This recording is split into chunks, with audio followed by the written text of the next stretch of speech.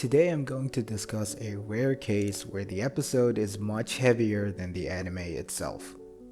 The anime in question is Dandadan. The anime revolves around two characters, Okarun and Momo. Okarun believes in aliens and Momo is the character that believes in ghosts. And honestly, the anime could pass off as shonen shoujo rom-com. The episodes have a villain of the week thing going.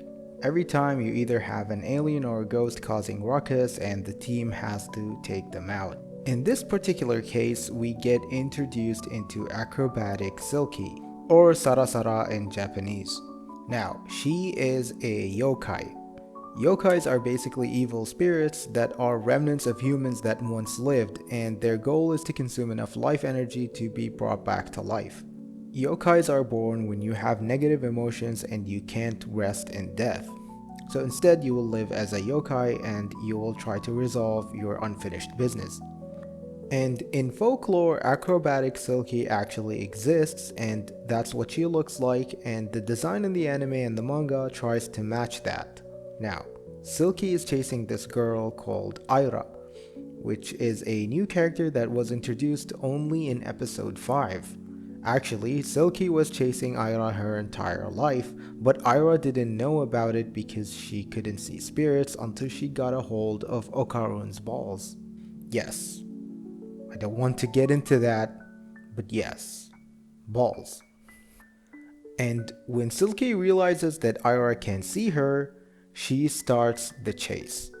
For whatever reason, Silky believes that Aira is her daughter. Of course, at this point, nothing has been explained, but she does tell Aira to call her mother.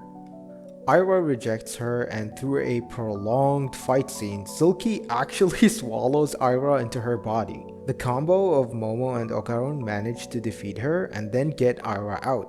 However, Aira is dead at this point, and the only way to revive her is to give her life energy. Overwhelmed by guilt, Silky decides to sacrifice herself for Aira. And to do that, she has to give up her own aura to be absorbed. Momo is able to do that by channeling her spirit into Aira. However, in doing so, we get to the heaviest moment in the entire anime. Silky's true story. In her past life, Silky was a single mom with 3 jobs. She had a pretty rough life, and the only time that she smiles is when she spends time with her daughter. Silky was a very talented ballet dancer, and she shared that with her daughter. Later on, she manages to buy a small red dress as a present for her. This is where things get dark. A couple of Yakuza members burst into her apartment and beat her up. Presumably, the Yakuza had debts and she wasn't able to pay up. After doing so, they kidnap the daughter and leave. Silky chases after them, but unfortunately, it's too late. Silky starts dancing on top of a building, and although not shown explicitly, a loud thud can be heard to imply that she has fallen from the building. Now her lingering spirit is standing in confusion. This is where she would meet Aira for the first time, mistaking Silky for her mother, and Silky mistaking her for her own child. This is a very sad story, especially coming from an anime like Dandadan.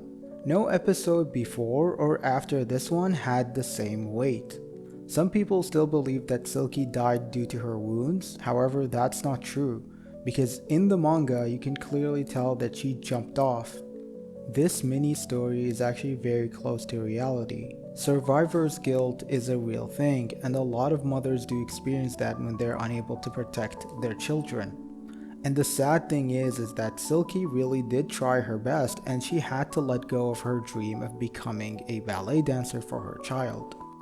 A lot of parents put themselves in difficult work environments and put their dreams on hold in the hopes that their children won't have to do the same thing. After the story plays out, Silky yet again out of guilt sacrifices her life for another child. This time, it's Aira. After infusing the 2 auras, Aira is able to live again. However, because Silky lost her life energy, she starts to dissipate away.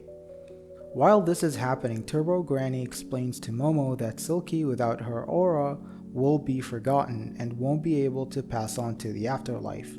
Before she completely disintegrates, Ira hugs Silky.